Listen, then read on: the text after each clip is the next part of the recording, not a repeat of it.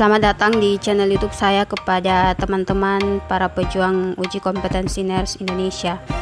Di video ini saya akan mencoba mengupas tuntas tentang kerangka acuan penulisan soal uji kompetensi NERS Indonesia yang teman-teman dapat jadikan sebagai kisi-kisi saat teman-teman belajar untuk menghadapi hukum. Secara garis besar ada beberapa manfaat yang dapat teman-teman peroleh setelah menonton video ini. Yang pertama, teman-teman belajarnya lebih fokus karena sudah punya kisi-kisi. Yang kedua, teman-teman tentu saja tidak akan melewatkan satu bagian pun karena sudah ada kerangkanya. Dan yang ketiga, teman-teman dapat mengetahui jumlah soal untuk setiap bagian atau setiap tinjauan. Baik, segera kita mulai. Tinjauan pertama, area kompetensi. Pada area kompetensi ini ada 3 hal yang akan kita pelajari. Yang pertama, praktik profesional, etis, legal, dan peka budaya. Soal dari tinjauan ini dapat muncul dari semua bidang keilmuan keperawatan dengan kisaran soal 27 sampai 45 soal atau 15 sampai 25%. Yang kedua adalah pemberian asuhan dan manajemen asuhan keperawatan. Nah, ini yang soalnya cukup banyak, sekitar 117 sampai dengan 135 soal atau sebesar 65 sampai dengan 75% dengan sumber soal dari semua area keilmuan keperawatan. Dan yang ketiga adalah pengembangan profesional yang kisaran soalnya adalah 9 sampai 27 soal atau 5 sampai 15% dengan sumber soal dari semua area keperawatan. Selanjutnya adalah domain kompetensi. Yang pertama, kognitif atau knowledge yang terdiri dari 65 sampai dengan 75% atau 117 sampai dengan 135 soal. Soal ini akan menguji tingkat kognitif teman-teman dimulai dari aplikasi sampai dengan evaluasi.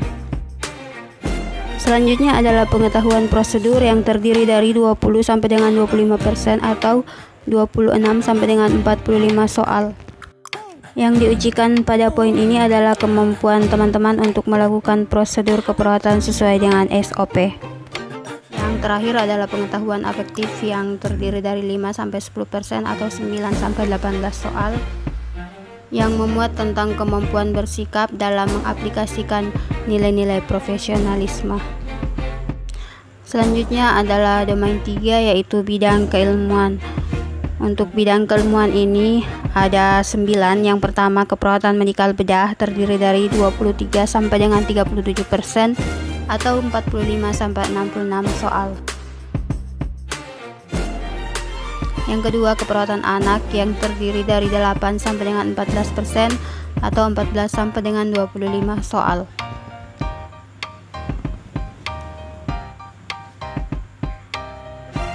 Selanjutnya, keperawatan maternitas yang terdiri dari 8 sampai 14% atau 14 sampai 25 soal.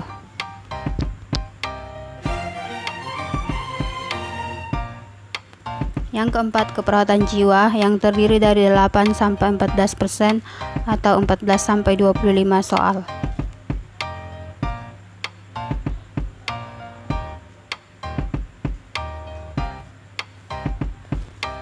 Yang kelima, keperawatan keluarga yang terdiri dari 8 sampai 14% atau 14 sampai 25 soal.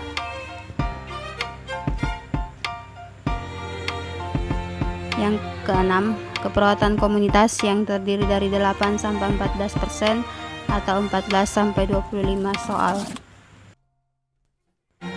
Yang ketujuh adalah keperawatan gerontik yang terdiri dari 3 sampai 9% atau 6 sampai 9 soal.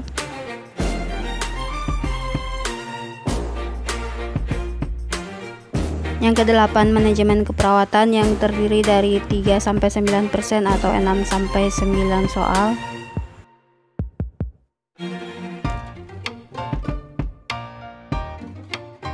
Dan yang terakhir adalah keperawatan gawat darurat yang terdiri dari 3 sampai 9% atau 6 sampai 9 soal.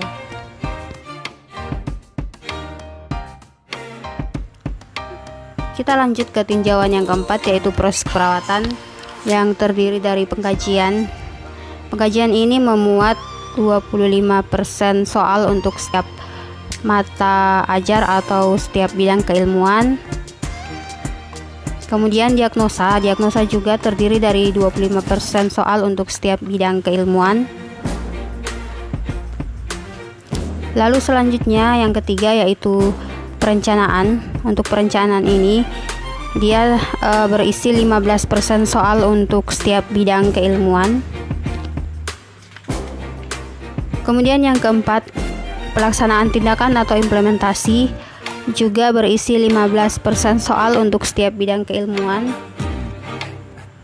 Dan yang terakhir evaluasi yang terdiri dari 10% soal untuk setiap bidang keilmuan. Selanjutnya adalah tinjauan yang kelima yaitu upaya kesehatan. Yang pertama promotif. Promotif ini sebarannya dari semua bidang keilmuan secara proporsional dengan jumlah soal 15% untuk setiap bidang keilmuan. Yang kedua adalah preventif.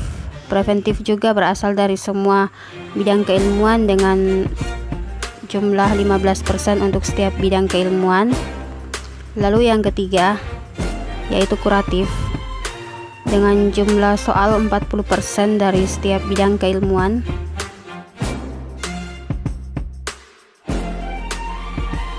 Dan yang keempat atau yang terakhir adalah rehabilitatif dengan jumlah soal 15% dari setiap bidang keilmuan.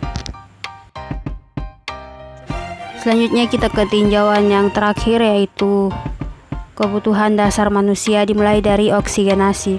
Oksigenasi ini banyak dikeluarkan oleh soal KMB anak dan gerontik dengan bobot soal 12%. Kemudian cairan dan elektrolit soalnya banyak dikeluarkan oleh KMB anak dan gerontik dengan bobot soal 12%.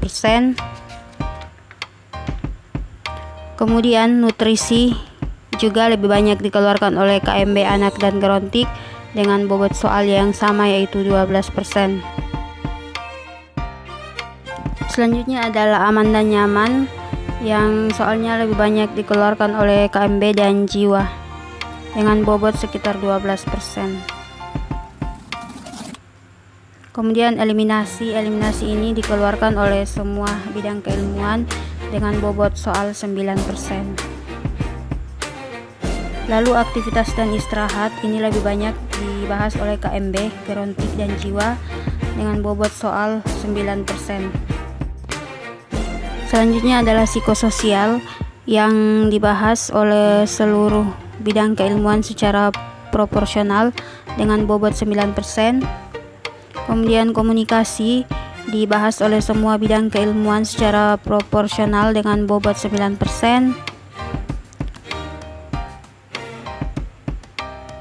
Kemudian belajar dibahas oleh semua bidang keilmuan dengan 5% untuk setiap bidang keilmuan.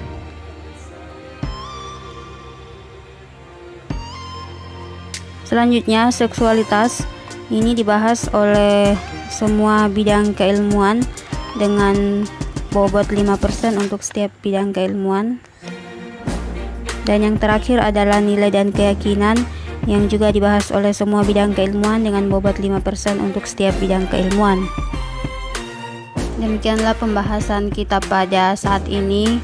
Harapan saya semoga teman-teman yang menonton video ini semuanya lulus uji kompetensi Nurse Indonesia tahun ini. Cukup untuk video kali ini. Terima kasih telah menonton dan sampai jumpa pada video selanjutnya yang akan membahas tentang soal-soal UKOM. Terima kasih.